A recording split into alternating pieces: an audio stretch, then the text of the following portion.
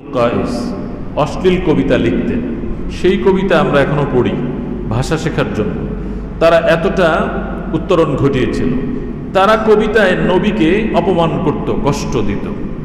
তখন নবী কবি নির্বাচন করলেন, কারণ নবীর নিজে কবিতা তিনি লিখতেন না, তিনি কবিতা লিখতেন না। এর কারণ আল্লাহ তাআলা বলেন, ওয়ামা আল্লামনাহু আশ-শি'রা ওয়ামা আল্লামনাহু আশ-শি'রা, তাকে কবিতা শিক্ষা দেওয়া হয় নাই, তার জন্য কবিতা পাঠ করা শোভনীয় নয়। কারণ এর অনেক কারণ আছে। নবী নিজে কাব্য চর্চা করতেন না, কিন্তু কবিতাকে তিনি ভালোবাসতেন। যখন কবিতায় রাসূলকে নিয়ে অপমানজনক কথা লেখা হতো, নবী তখন বললেন, হাসান মুসলমান হয়ে গেলেন, তুমি আমাদের পক্ষ থেকে এই সব কবিদের জবাব দাও। সুবহানাল্লাহ। সাহাবায়ে কেরামদের ডাকলেন, বললেন, হাসানের জন্য মসজিদে নববীতে একটা উঁচু জায়গা তৈরি করে দাও, একটা মঞ্চ তৈরি করে দাও, কারণ ওই মঞ্চের উপরে দাঁড়িয়ে হাসান আমার পক্ষ থেকে জবাব দিবে। সুবহানাল্লাহ। তাহলে কবিকে তিনি সম্মান করেছেন, সম্মান করেছেন। কিভাবে? শুধু তাই নয়, নবী আমার হাসানকে বললেন, হাসান তোমার জন্য আমি দোয়া করি। তিনি দোয়া করলেন, আল্লাহুম্মা আইয়িদহু বিরূহিল কুদস, আয় আল্লাহ তাআলা আমার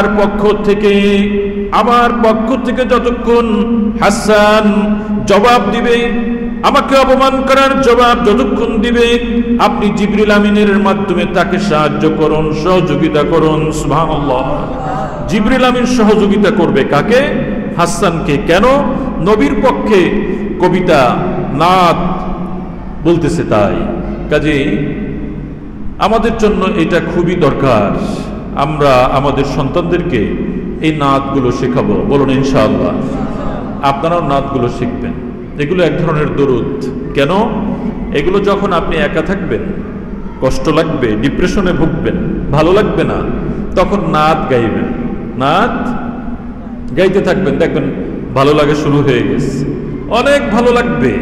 এখন বাচ্চারা অভ্যস্ত না, কিন্তু আগে এইগুলোর অনেক বেশি প্র্যাকটিস ছিল। এখন কিন্তু অ্যাভেলেবেল আছে মোবাইলে, কিন্তু দেখবেন মুখস্থ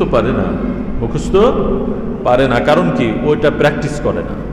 তা আমরা প্র্যাকটিস করাবো। বলুন ইনশাআল্লাহ। কবিতা, একটা কবিতা আছে, কাসিদায়ে বুরদা বলা হয়। আওয়াজ করে বলুন, কি বলে?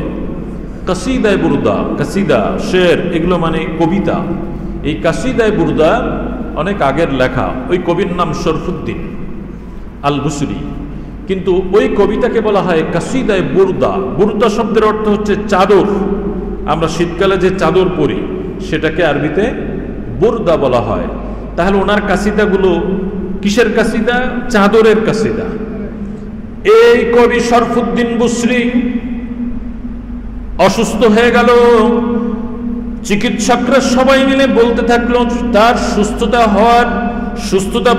সুস্থ হওয়ার সম্ভাবনা নেই। ডাক্তাররা এরকম মানুষকে বলে থাকে কিনা? ডাক্তাররা বলে না যে না, আল্লাহর উপরে ভরসা করেন, বাসায় নিয়ে যান। এরকম হতাশ হয়ে যায়, ডিসঅ্যাপয়েন্টেড হয়ে যায়, বাসায় নিয়ে যায়। এরকম কবি শরফুদ্দিন অসুস্থ হয়ে গেল। সব ডাক্তার, সেই সময়ের চিকিৎসকগণ বলল না, তার এই রোগ ভালো হওয়ার সম্ভাবনা নেই। তিনি চিকিৎসার জন্য চিকিৎসকদের কাছ থেকে ফিরে আসলেন। কিন্তু তিনি ছিলেন কবি। কোন কবি? রাসূলকে নিয়ে তিনি কবিতা লিখতেন। সুবহানাল্লাহ। তিনি কবিতা লিখতেন। আল্লাহ। কবিতা লিখতে লিখতে তিনি মানুষদেরকে বললেন, নবীর নামে যা খুশি তা করতে থাকো, বলতে থাকো, শুধু সেজদা দিবে না। সেজদা দেওয়া ছাড়া আমার নবীর শান, আমার নবীর ইজ্জত, আমার নবীর মান বলতেই থাকো, করতেই থাকো, বড় করতেই থাকো, শুধু সেজদা দিবে না।